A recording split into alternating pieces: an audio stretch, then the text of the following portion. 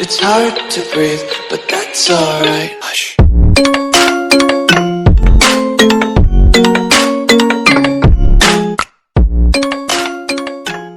Good day everyone, I am Ray Marcolviar, the leader of the team Dauntless, and the assigned topic that is given to us is the Lesson 9, Grading and Reporting of Test Result. So let us start. So what are the purposes of grading and reporting learners' test performance? So, they are one of the ways to communicate the level of learning of the learners in a specific course content. They give feedback on what specific topics learners mastered and what they need to focus more when they review for summative assessment or in final exam. In a way, grades serve as motivator for learners to study and do better in the next test to maintain or improve their final grade. So, ang purpose ito is they provide feedback to students on their understanding to the material, guide instructional decisions, inform parents about their child's progress, and help educators assess the effectiveness of teaching methods. Additionally, grades can motivate students, promote accountability, and contribute to overall evaluation of educational system. And now, let's move on to the different methods and scoring tests or performance tests. So, there are various ways to score and grade result in multiple choice tests. Traditionally, the two most common used strong scoring methods are the number right scoring or NR and the negative marking or NM. So, let us start first with the number right scoring. So, ano nga ba ang number right scoring? So, entails assigning positive values only to correct answers while giving a score of 0 to incorrect answers. The test scores is the sum of the scores for correct responses. One major concern with this scoring method is that learners may get correct answer by guessing, affecting the test reliability and validity. Which means that number right scoring method is a method where individuals receive points solely based on the number of correct answers they provide in a test or quiz. Each correct response earns a predetermined number of points and total score reflects of the sum of correct answers. This scoring approach is commonly used for objective or multiple choice tests, providing a clear and quantitative measure of a person's knowledge or proficiency in a given subject. So that is the number right scoring. And now let's move on to the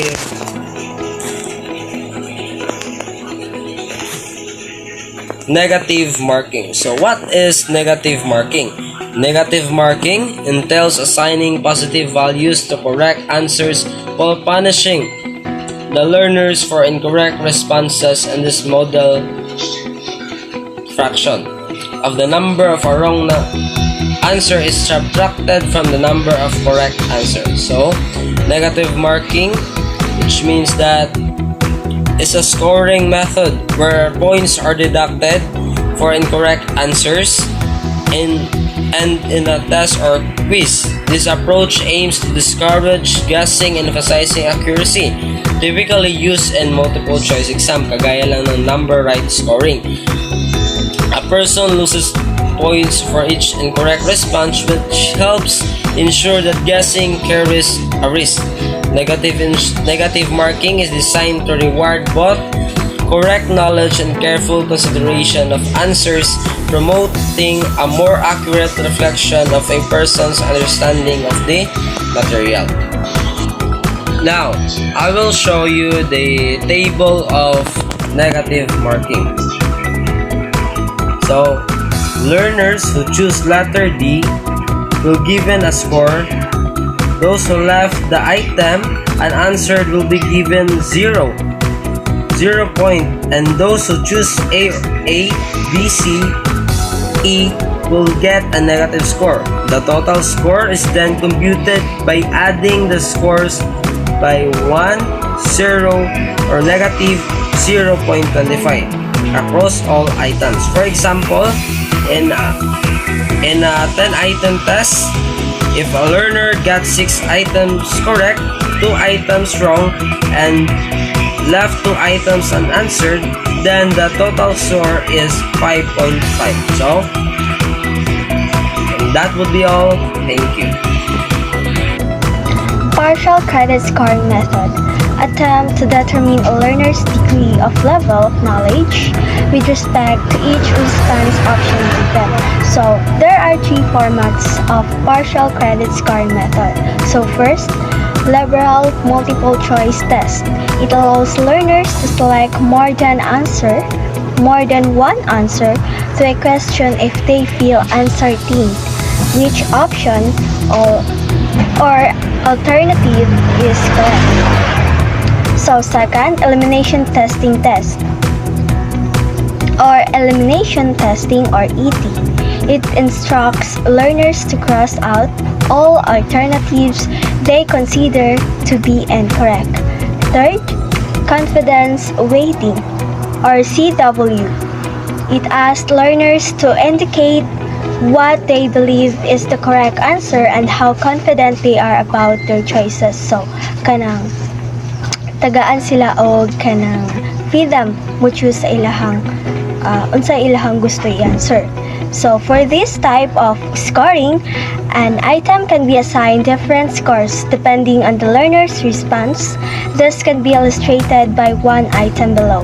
So, for example, Linda obtained a score of 55% in her reading test. So, what does her score mean? So, justify your answer. So, the first choices. A. Linda got 55% of the test items correct. B. Linda was able to answer correctly more than half of the items. C. Linda obtained a raw score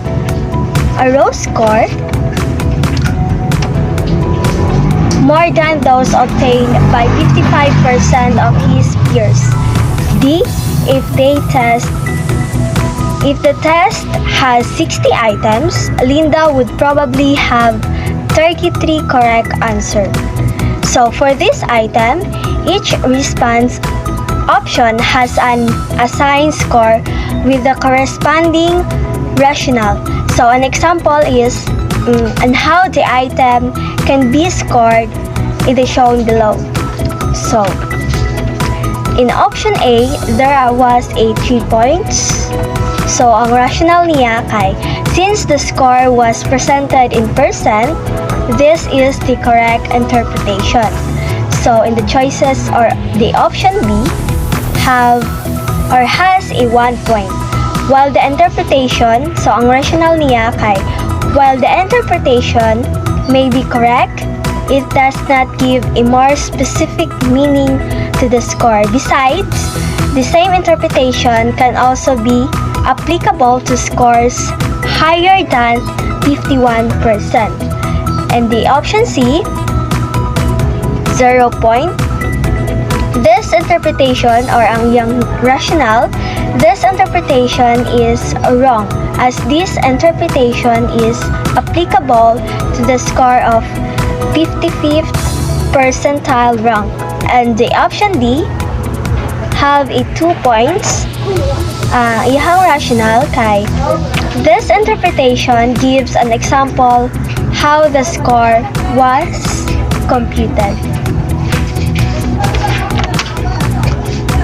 Then, the multiple answer scoring method. So, it allows learners to have multiple answers of the item. So, it is a respondents. Respondents siya because are asked to select more than one correct answer from the set of the option. Ang next, retrospective correcting of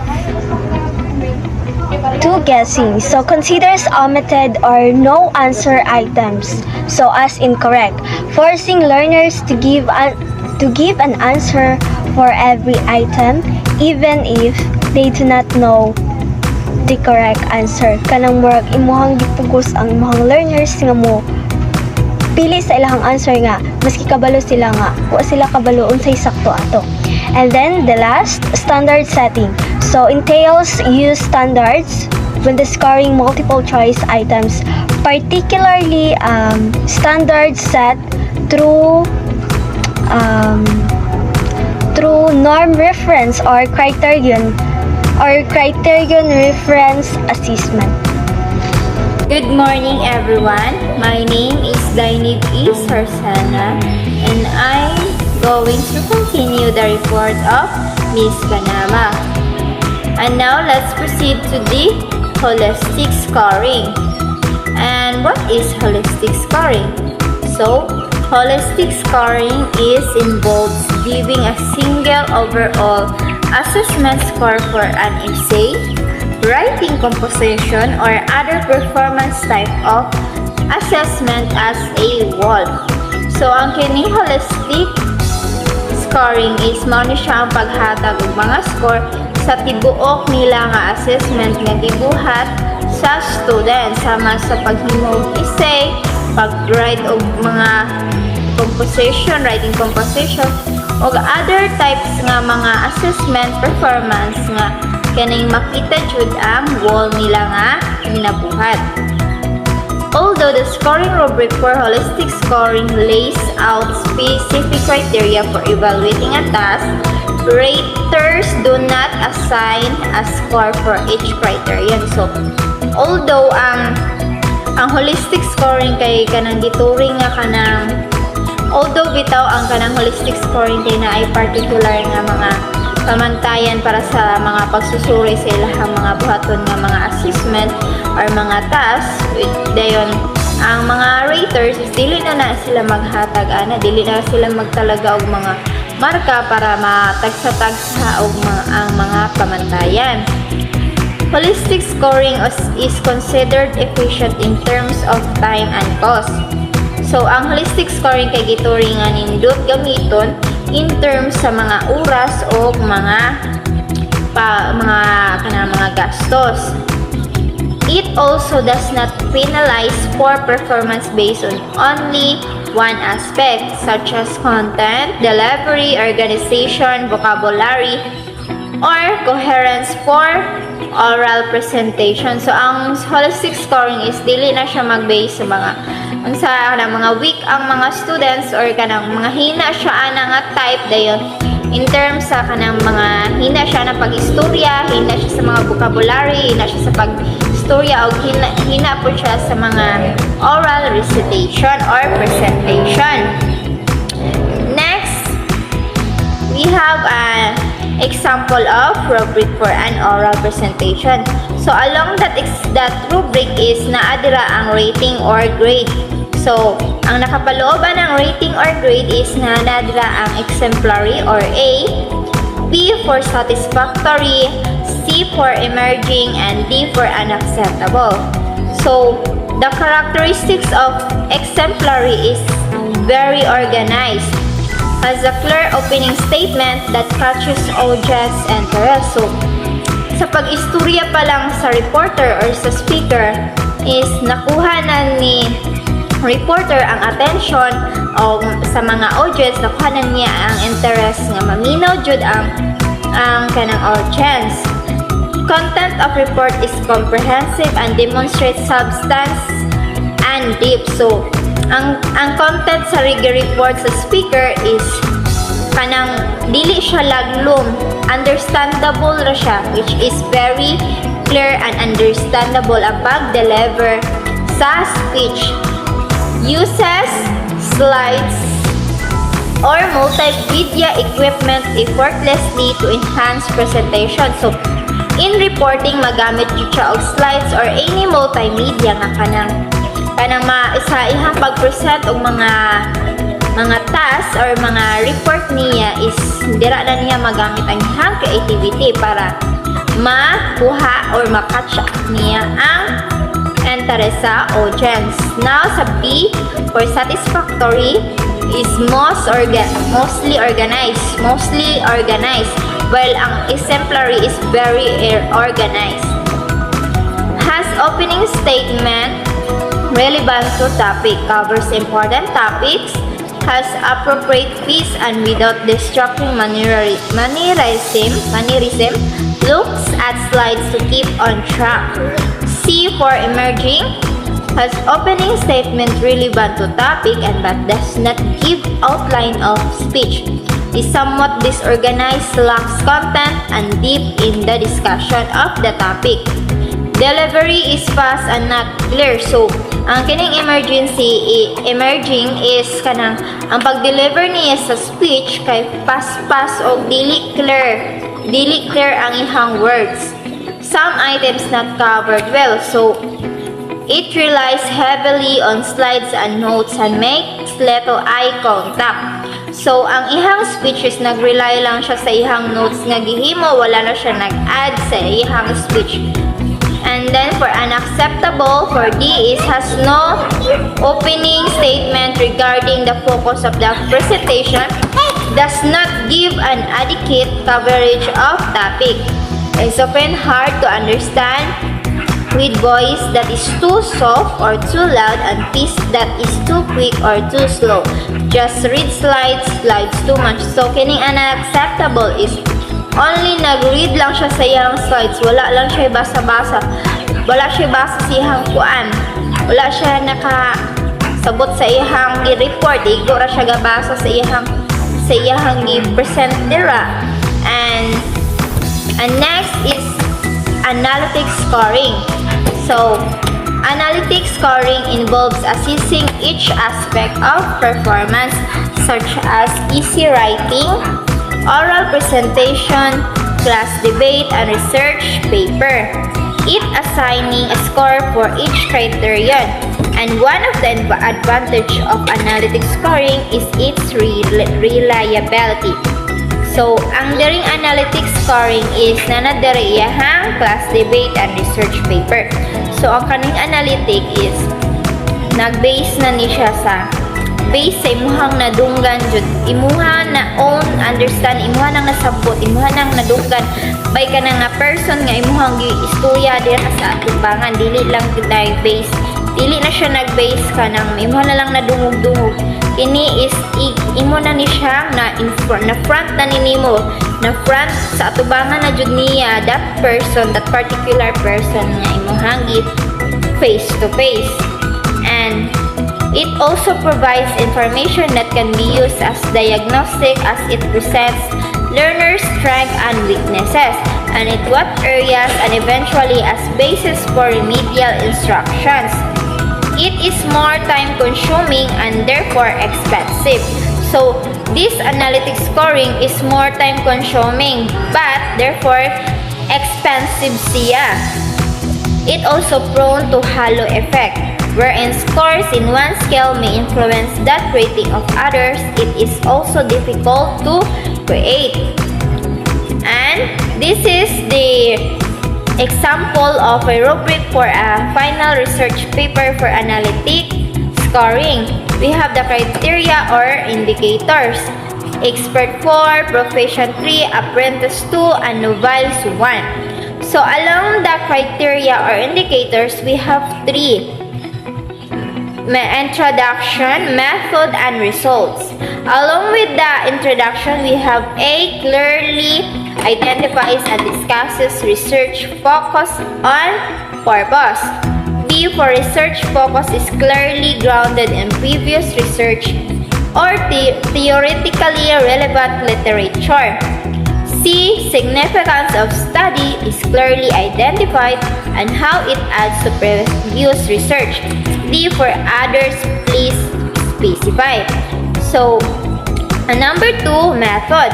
It provides accurate and thorough information of the following. A, research method, design, and context. B, data sources, collection procedure, and tools. D, data analysis. D, others, please specify. And number 3 for the results is A, results are clearly explained in a comprehensive level and are well organized. B, tables or figures clearly concisely concisely convey the data. C. For statistical analysis and appropriateness and are accurately interpreted. And D. For other, please specify. So, diri mag-base diri maghatag og rubric sa angkuan. At least, diri na siya mahatag sa expert 4 or diri ba siya mahatag sa profession 3 or sa apprentice 2 or novice 1. Sa expert 4 na nadira ang at least A to C are satisfied. And profession 3 is any 2 of the given indicators are satisfied, and the apprentice 2 is any one of the given indicators is satisfied. And for the novice 1 is none of the given indicators is satisfied. So, diri siya mag-base sa rubrics. And next is the primary trait scoring. It focuses only one aspect or criteria of a task, and a learner's performance is evaluated on only one treatment. So, ang kini is nag-focus lang siya sa one aspect or criteria of a task. And this scoring system defines as the primary trait in that task that will then be scored. And one disadvantage of this scoring scheme is that it is often difficult to focus exclusively on one trait, such that other traits may be included when scoring. Thus, it is important that a very detailed scoring guide is used for each specific task. So, ang kini primary trait scoring is, ang advantages lang ani niya is difficult to focus exclusively on one trait. So, lisod siya as a student nga kanang nag-focus lang siya sa usa ka trait lang kay if dira ra mag-focus ang students is ang dili magud ilahang mind dali ra makaka-catch up ba kailangan pa jud nato makuha ilahang attention moatag pa jud tag mga laing pamaagi nga kanang makuan nato sila magani nato ilahang attention para makasabot sila sa ato ihatag nga specific task. And next is the multiple trait scoring. It requires that an easy test or performance task is scored on more than one aspect, with scoring criteria in a place so that they are consistent with the prompt. So, ang kaning multiple trait scoring is more than one aspect. Then, ang katong primary trait scoring is one aspect only. And multiple trait scoring is task-specific, and the features to be scored vary from task to task, thus requiring separate scores for different criteria. So, ang kining multiple trait scoring is diri nag-separate ang mga scores nga iya different na siya o mga criteria. And it is similar to analytic scoring because of its focus on several categories or criteria. However, analytic scoring evaluates more traditional and generic dimensions of language production, while multiple trait scoring focuses on specific features of performance required to fulfill the given task. So, ang kining analytic scoring is mao ni siya ang nag-evaluate o more traditional nga kanang gihatag mga traditional nga pamaagi sa teachers then para makaka-catch up ang mga students ana nga particular task. Then ang kaning multiple trait scoring is nag-focus sa specific features of performance required to fulfill the given task. And now, let's proceed to the rubrics. Holistic rubrics provide a single score based on an overall impression of students' performance on a task. So, this holistic rubrics is mao na ni siya ang whole nga kanang assessment sa particular nga student sa ilahang gihimo nga mga performance task diri na siya giusa. The advantage of holistic rubrics is it gives quick scoring and provides overview of student achievement. And the disadvantage of holistic rubrics, it does not provide detailed information, may be difficult to provide one overall score. So that will be the advantage and disadvantage of holistic rubrics. And the analytic rubrics is provide specific feedback along several dimensions. The advantage of this is it more detailed feedback and scoring more consistent across students and grades. So, ang analytic rubrics is ang advantage ani niya is kanang ang teachers is makahatag pa siya og mga taas mga feedback along sa gibuhat nga assessment or kanang performance task sa students para mahatagan man niya og advice along anaihang score and along sa iyahang grades. And the disadvantage of this is time consuming to score.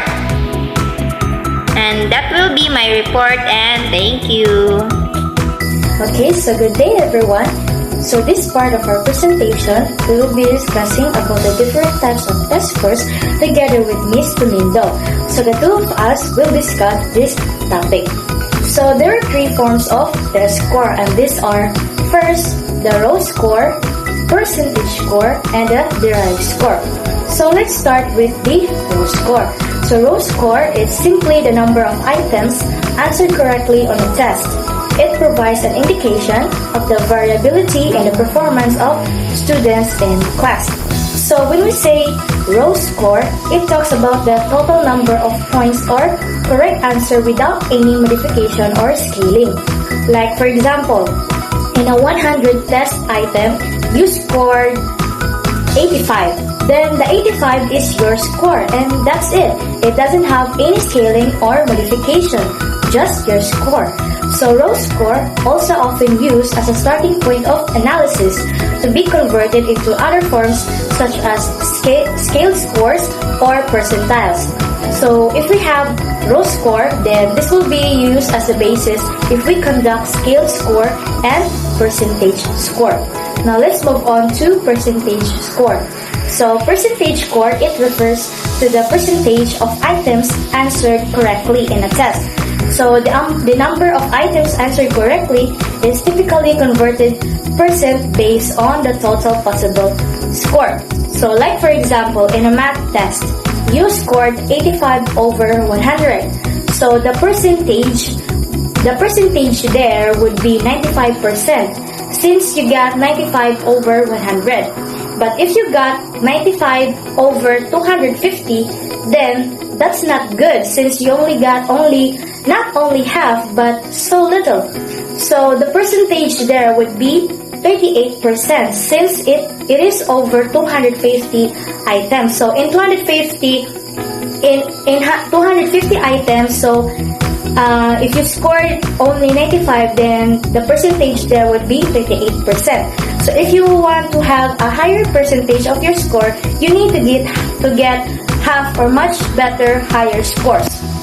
So number 3 is derived score. So in derived score, under the derived score were the criterion reference grading system. So this is a grading system wherein learners' test scores or achievement levels are based on their performance in specified learning goals and outcomes and performance standards.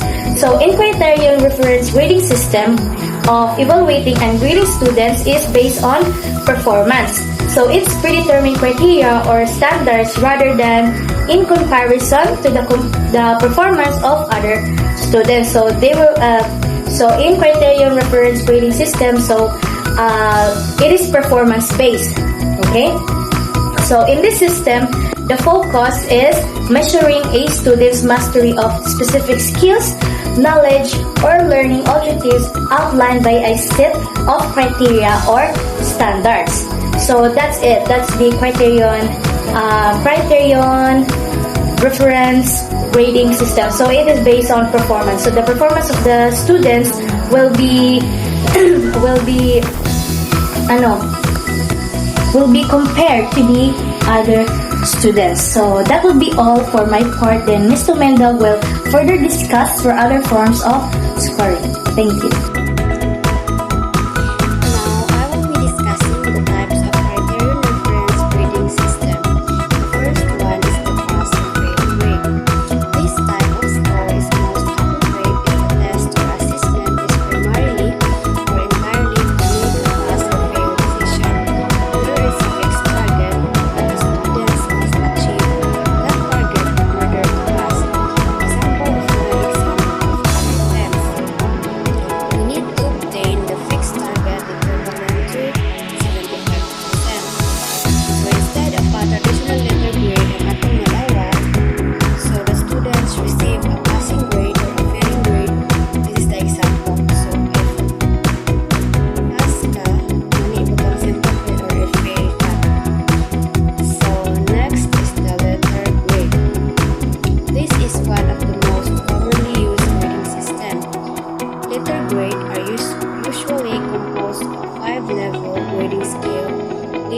from A to E or F.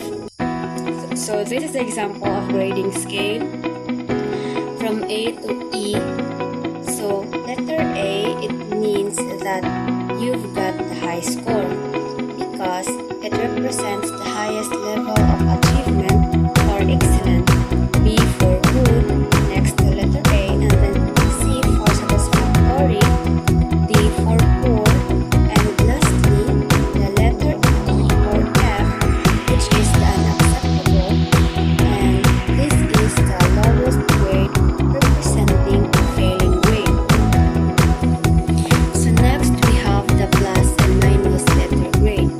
This grading provides a more detailed description of the levels of learners' achievement or test performance by dividing each grade category into 3 levels, such that a grade of A can be assigned as A plus, A and A minus, B as B plus, B and B minus, and so on. So this is the example of plus and minus letter grade and its interpretation. So, kung nakaremember mo sa una, sagara sa mga teacher, kung mag-pass kari ka og mga activities, assignment, kung sa panatira, ibalik sa itong pagkailanay mo marka ng A plus, A minus, or A. So, that is the example of plus and minus letter grade. Next is the categorical grade. So, what is categorical grade? This system of grading is generally more descriptive than letter grades, especially if coupled with verbal label. Verbal label eliminate the need for a key or legend to explain what each grade category means. So this is the example of categorical grade. So as you can see, there are different categories. So if the student meet the standard, so the instructor will give intermediate, accomplished, and etc. in the report card of the student. But it depends upon performance of that student. And that's all for my part. Good day everyone, so I will be the one to report the norm reference grading system. Norm reference grading system. In this method of grading, learners' test scores are compared with those of their peers.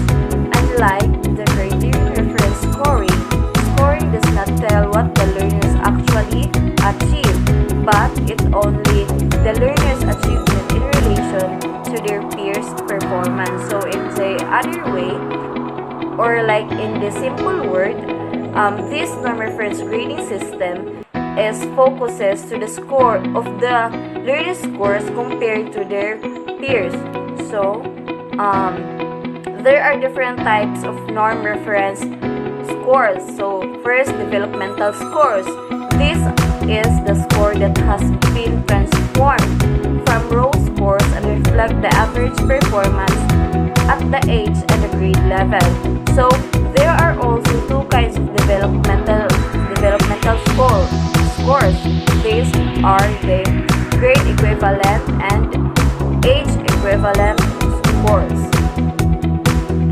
So grade equivalent scores is described as both a growth score and status score. The grade equivalent of a given raw score on any test indicates the grade level at which the typical learner earns the raw scores.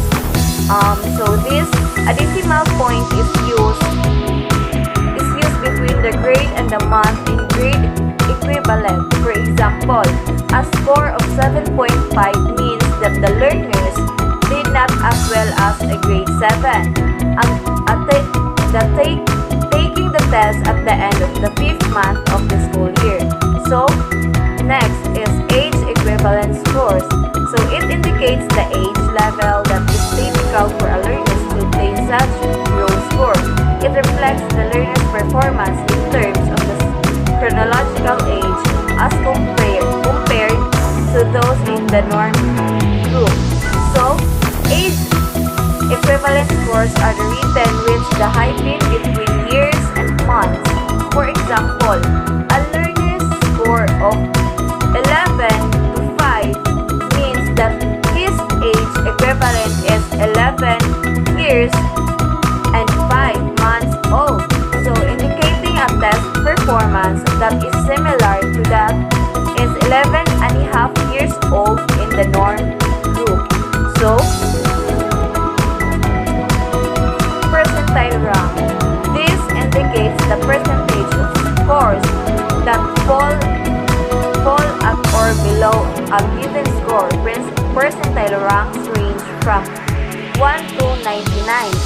For example, a learner obtained a score of 75th percentile rank in a standardized achievement test. It means that the learner was able to get a higher score than 75% of the learners or the peers in the norm group. So, Saturnine's score. This system expresses that the results in 9 equal steps which range from 1 to lowest to 9 highest. A Saturnine's score of 5 is interpreted as average. Percentile ranks are grouped into Saturnine's with the following verbal interpretation. So, these are the table below. So, 39 from a very lowest 1 to a highest 9. So, standardized scores. They are row scores that are converted in a common scale of measurements that provide meaningful description of the individual scores within the distribution. So, there are also two commonly used standardized scores. So, a Z-score and T-score. So, Miss Ipon will continue to report about the Z-score and the T-score. So, that would be all, and thank you for listening. So there are two types of standard scores. The first one is the Z-score. So Z-score is one type of standard score. Z-score have a mean of 0 and a standard deviation of 1. So Z-score is it can help us to know which part of population of our score. Like for example, when we have a exams or quizzes, makapaluta kung atuang score is na part pa siya sa gitna, sa last or sa pinakataas. So, it is computed using the following formula. So, X is which means empirical value or score minus the mean, and divide mo siya in standard deviation. So, there are the examples. So, standard scores are useful when you want to compare learners' test performance across two distributions. So, like for example, is the class A and the class B. So, the standard deviation of class A is 1 and the standard deviation of class B is 5. Mean score of class A is 85, and while the class B is 90, then the score of student 1, class A is 90 and class B is 95. So, like, and below there's 90.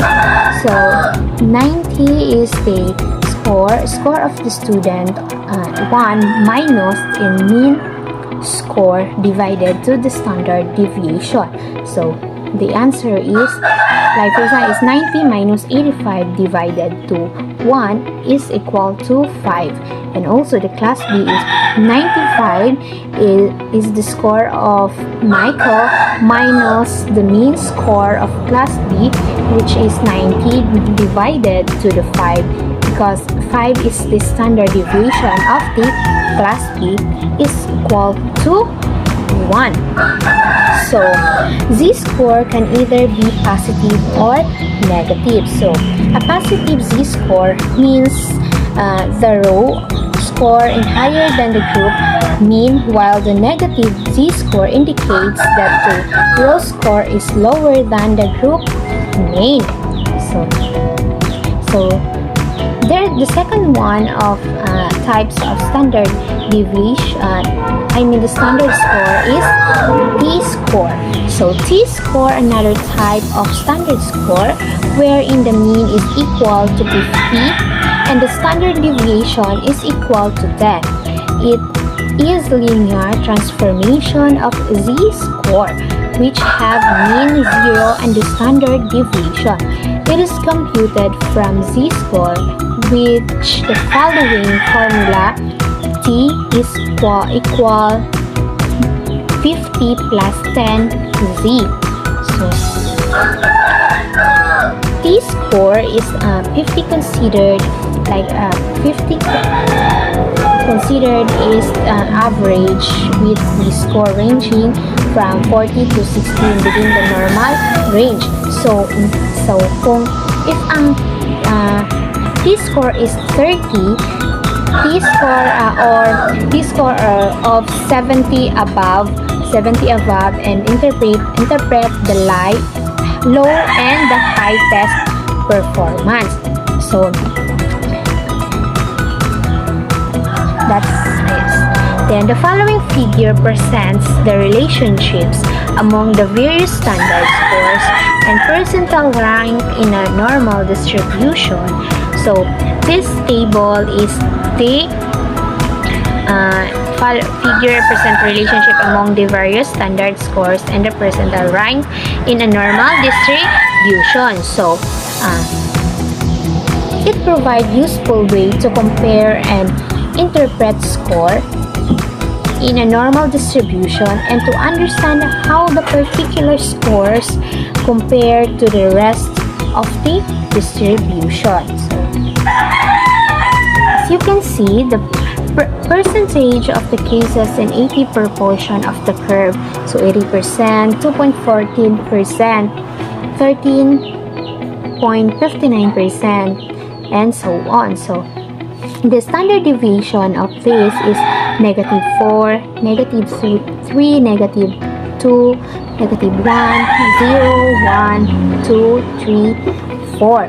So the cumulative percentages of this is 0.1%, 2.3%, and so on. So the percentiles is 1, 2, 5, 10, 20. Then the z-score is -4.0, -3.0, and so on. The t-scores is 20, 30, and the standard 9 is the 1, 2, 3. Then the percentile in Spanish 69 is 4. And that's all.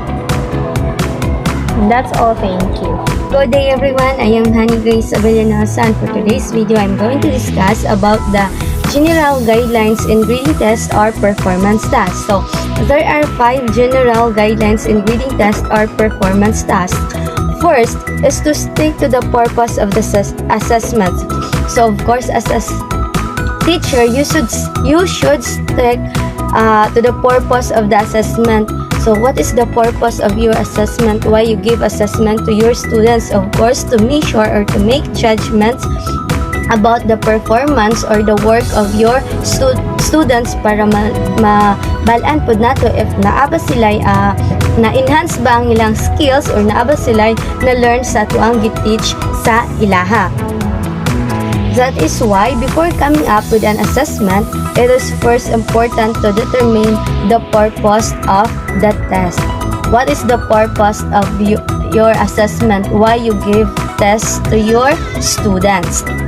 There are different types of tests. So, in giving tests to your pupils, as a teacher, dapat you should know nga na ay alignment sa imuhang lesson or sa imuhang content na giteach. So, ang test, type of test na imong ihatag sa ilaha, naka-align po na sa lesson kung multiple choice ba, enumeration, identification, fill in the blanks, or essay. There are also different type of assessment, and I am sure na we are all know about this. The traditional assessment, diagnostic assessment, placement assessment, formative assessment, and summative assessment. So, the diagnostic assessment, ihatag na nimo sa mga students nga type of assessment before ka mag-teach sa lesson to know their prior knowledge about the lesson and to also know kung asa dapit ang ilang strength or weaknesses. While the formative assessment is pwede na nimo siya ihatag before ang lesson, during the lesson, or after the lesson. And also the summative assessment is to know the mastery of the contents sa imong learners, kung unsa sila ka master sa imong lesson. So pwede ka maghatag og summative assessment every nga mag-end ang unit sa imong lesson. So the second guidelines and grading test or a performance test is to be guided by the desired learning outcomes. The learners should be informed early on what are expected of them and so far as learning outcomes are concerned, as well as how they will be assessed and graded in a test. So of course, as a teacher, you should inform your students about your desired learning outcomes so that naa sila guide kung unsa ang ilahang i-achieve at the end of the lesson. So, para ang desired learning outcomes nato is mahimo siyang achieve learning outcomes. One is to develop grading criteria. Grading criteria to be used in a traditional test and performance test should be made clear to the students. So, of course, your grading criteria must be clear and specific to the students so that they will know na saghatag nimo nga activity, saghatag nimo nga test, maoday ni ang imuhang grading criteria nga imuhang basihan para ma-inform ang imuhang students or pupil. The fourth one is to inform learners what scoring methods are to be used. Of course, dapat makabalupod ang inyong students, aware sila kung unsa nga scoring methods ang gamito ni teacher in giving a test.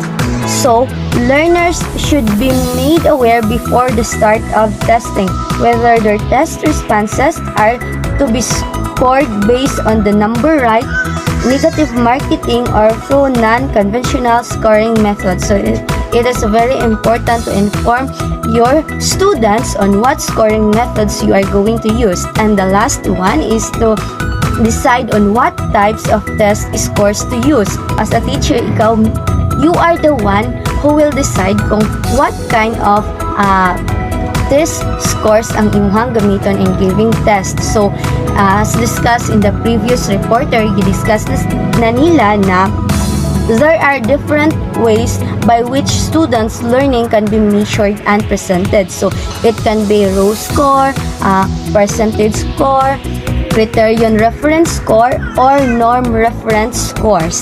And now, let's proceed to the general guidelines in grading essay test. So, there are 9 general guidelines, but I will only discuss the 2 and the following will be discussed by Ms.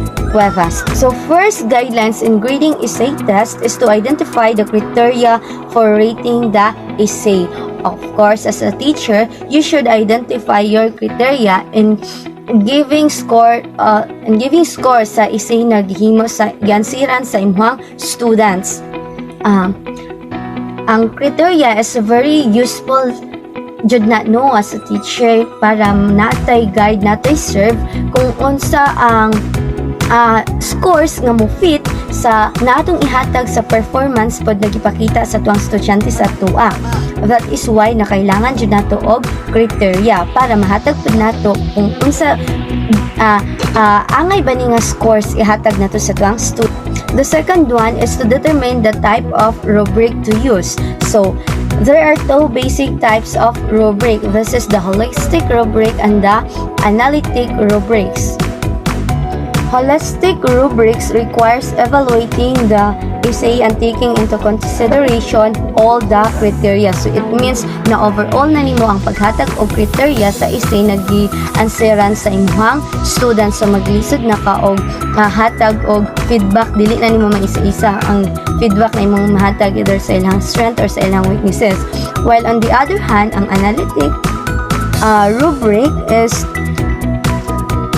a system requires that the essay is evaluated based on each of the criteria. So, kaning analytic rubric is isa-isa jud nimo check ang ilahang essay based on the katong criteria na imong gihatag. So, katutan na criteria is lantawon jud to nimo isa-isa para maghatag ka og scores na kay basis sa paghatag sa scores nimo sa essay na giansiran sa imong students.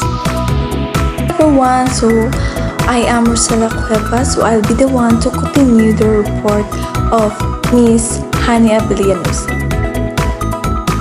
Number 3. So prepare the rubric. In developing a rubric, the skills and competencies related to essay writing should first be identified.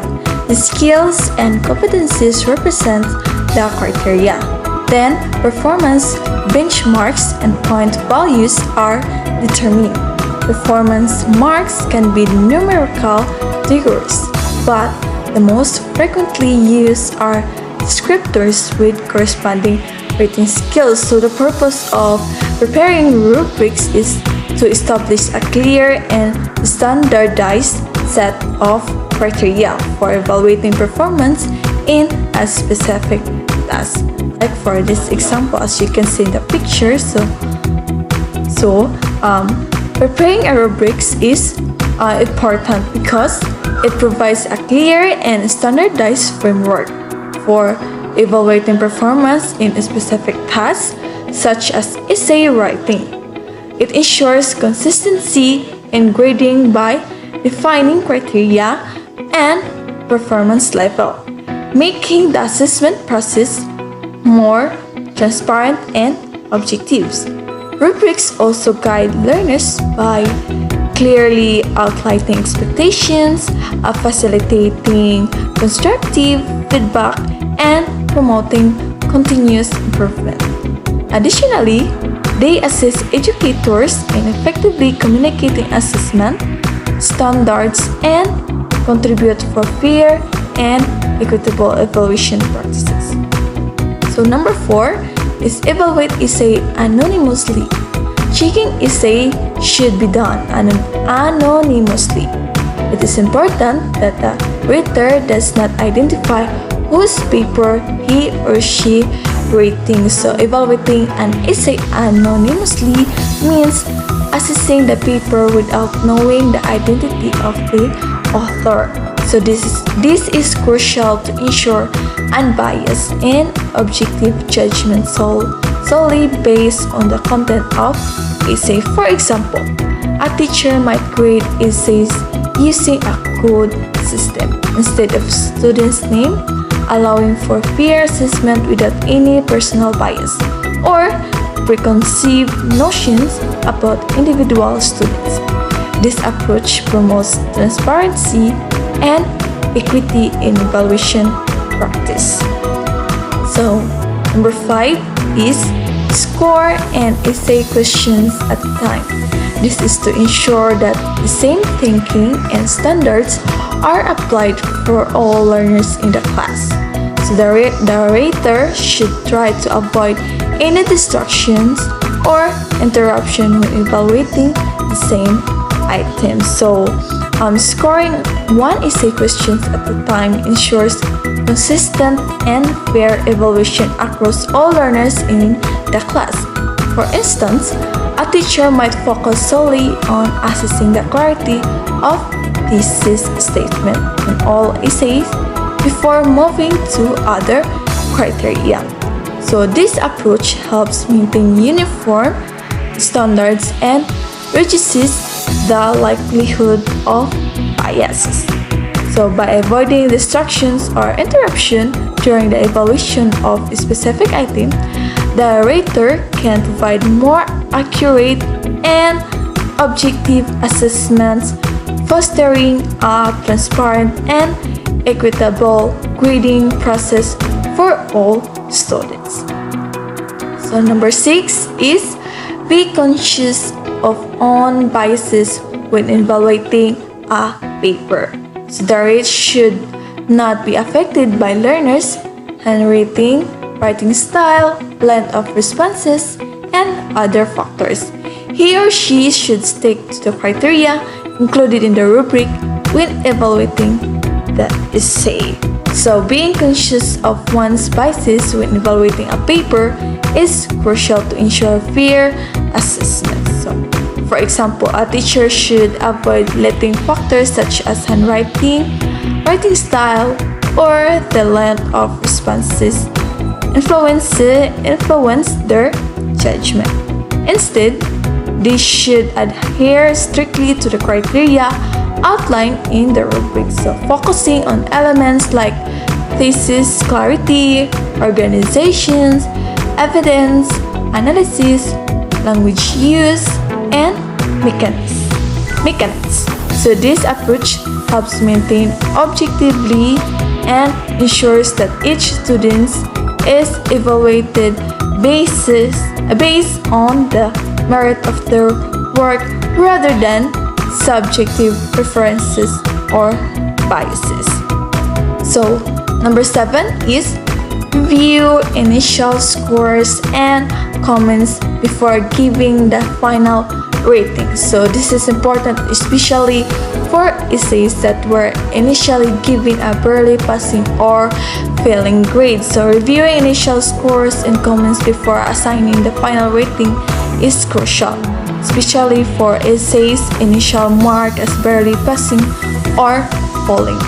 For instance, a teacher might revisit a borderline essay to ensure they haven't overlooked and positive aspects that could warrant a higher score. So, this process allows for a more thorough and fair evaluation, ensuring that each essay receives a final rating that accurately reflects its strengths and weaknesses. So by considering initial assessments, the evaluator can provide constructive feedback and maintain consistency in grading, so ultimately contributing to a more accurate representation of the student's ability. So number 8 is get 2 or more raters for essays that are high stake, such as those used for admission, placement, or scholarship screening purposes. So the final grade will be the average of all ratings given. So in high stakes scenario like admissions, placements, or scholarship screening, it's advisable to involve 2 or more raters for essays to ensure a more reliable and unbiased evaluation. For example, is in a scholarship screening process. So, 2 evaluators independently assess an essay and provide their scores. So, the final grade in the determined by averaging the ratings of all evaluators. This approach minimizes individuals' biases and enhance the robustness of the assessment process. So, ensuring that decisions with significant consequences are based on the consensus rather than a single perspective. So, the last is write comments next to the learner's responses to provide feedback on how well one has performed in the essay phase. So that would be all of my part. Thank you for listening. So, good afternoon everyone. So for this afternoon, I am going to tackle about the new grading system of the Philippine K-12 program. The first one is the classroom assessment. Classroom assessment is an ongoing process of identifying, gathering, organizing, and interpreting a qualitative and quantitative information about what learners know and can do. So diri makita ni teacher kung nabay potential ang usa ka bata nga ma-improve pa ang iyang learning skills or learning capabilities nga iyang dapat improve. So there are 2 types of classroom assessment. So the first one is the summative assessment. So summative assessment measures whether learners have met the content and performance standards. So the summative assessment, so diri na to masukod or ma-measure as a teacher kung na-meet ba nato ang content or the performance standard of the learners. While the formative assessment, it involves teachers using evidence about the learners know and can do to inform and improve their teaching. So, diri makita or ma-apply or makuha o ma-observeran sa usa ka teacher kung nabay kanang kung maayo ba og kanang socializing or kanang learning skills ang usa ka bata. So there are components of summative assessment. So the first one is the written work, the performance task, and the quarterly assessment. So first component is the written work. So the purpose of the written work is to assess learners' understanding of concepts and application of skills. the purpose is prepare learners for quarterly assessment. So when do we give this written work? So at the end of the topic or unit. So kung maghatag litaw or topic sa usa ka magkuantag topic sa usa ka sa inyong klase, so at the end of that, so kailangan nato magkuan og mga written works or mga quizzes to improve or to know the capacity of your learners. So the second component is the performance task. So it involves students in the learning process, gives students opportunities to demonstrate and imagine and integrate their knowledge, understanding, and skills, and gives students the freedom to express their learning in appropriate and diverse ways. So diri na to masukod or makuan ang iba't ibang perceptions ng iyong mga estudyante para ma-express nila kung unsa ilang mga ilang emotions towards that thing. So the fourth one is encourage students inquiry integration of knowledge, understanding, and skills and various contexts. So when do we give this to our students? At the end of the lesson, focusing on a topic, skill, or skill lesson several times during the quarter. So kailangan natin siya buhaton several times during the quarter. So kailangan this the example of the performance task is like an oral recitation. So ang estudyante kung gusto siya mo oral, so taas ang iyang thinking skills or creative ang iyang thinking kung paunsa niya ma-apply or paunsa niya hatagan og solve solution ang tanang problema. So the third component is the quarterly assessment. So quarterly assessment, the purpose of this is to synthesize all the learning skills, concepts, and values learned in an entire quarter. So when do we give this quarterly assessment? So once and at the end of the quarter. So kausaran nato ni buhaton and babuhaton natin siya at the end of the quarter. So okay, to synthesize all the learning skills, concepts, and values learned in the entire quarter. So diri na to masukod pod kung naapaghinahibala ng atong estudyante kung unsa ang ilahang mga prior knowledge towards your lesson. So this picture shows that the grading system of the K-12. So how is learner progress recorded and computed? So the following table shows the step-by-step way of computing the grades. So the first is diritas magsugod sa kinaubsan. So below 75 did not meet the expectation. So kung nakakuha ang estudyante og below 75, it means failed siya. While there is a 75 to 79 is fairly satisfactory. So dili kayo siya ingon nga jud high, but then makapasar ang estudyante kung nakakuha siya og 75 above, and fairly ang tawag ana niya is fairly satisfactory. While there is a 80 to 84 mga average usa ka estudyante is matawag na siya og satisfactory, pass gihap na siya, pasar. While the 85 to 89 very satisfactory, while 90 to 100 is what we call outstanding. So there is a 90 to 100 ang grado sa imong estudyante, so matawag na siya an outstanding student. So the teacher of the remedial class issues the certificate of recomputed final grade, which is noted by the school principal. So kailangan ang kuan sa school principal, no, so kanang kailangan ang iyang note nga nakapasar ba ka or matagaan kag certificate nga nakapasar ka sa inyong klase. This is submitted to the division office and must be attached to both Form 137 and School Form number 5. So the new K-12 grading system assessment is part of day-to-day lesson and extends the day-to-day classroom activities that are already in place of K-12 curriculum. So it is important nga ma-cope up na to ang learning capabilities sa kabata, and also nga ma-meet po na to ang ilang atong mga standards para makuha na to nga we are an effective teacher. So it is an integral part of teaching and learning.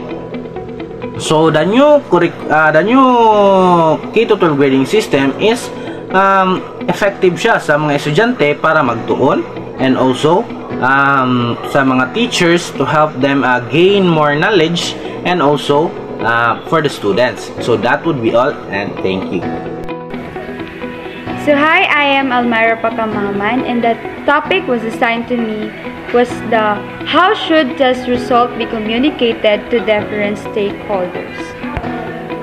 So since grades serve as an important feedback about learners' level of performance or achievement, teachers should communicate the test result to learners, their parents, and other stakeholders. So feedback on how well the learners perform on a test or any performance task has been proven to help them improve their learning. So the teacher must give feedback to the learners para ma-aware sila kung unsa or kung naa ba sila'y mas i-improve in terms of their academic. So if test results are to serve as a mechanism to inform learners on what, where, and how they should improve in their work and learning as a whole, then an effective and efficient reporting system should be in place. So if sa test result daw is serve as mechanism para ma-inform ang mga learners kung unsa and asa og paunsa nila kanang dapat i-improve ang ilahang work and learning as a whole, then effective and efficient reporting system should be in place. So next is teachers should come up with guidelines and processes on how grades are to be communicated and presented to make them clear, understandable, and relevant to the recipient unless the test result are communicated effectively. So the purpose of assessment is not likely to be achieved. So ang teacher should kanang dapat nga iyang i-come up with guidelines and processes og paunsa ang grades nga makonect and ma-present na clear, understandable, and relevant sa student. So, first, the rationale or purpose of testing and the nature of the test administered to the learners should be clearly explained. So, this is especially true for high-stake testing such as those used for placement, admission, grade level promotion, graduation, decision, as well as for IQ or psychological testing, so which are more likely to be misinterpreted. So the main purpose of testing and the nature of the test administered is para as a learners is kanang kinahanglan siya nga clearly siya ma-explain. So those are true for high-stake testing such as this placement, admission, grade level promotion, graduation decisions, and as well as for IQ or psychological testing. So last is it is more important to inform the students and their parents that tests are only one of the several tools to assess their performance or achievement, that they are not evaluated on the basis of one test alone. So it is important nga ma-inform ang student o ang ilahang parents nga ang test are only one of several tools to assess ang sa ilahang performance or achievements. So, that they are not evaluated on the basis of one test alone.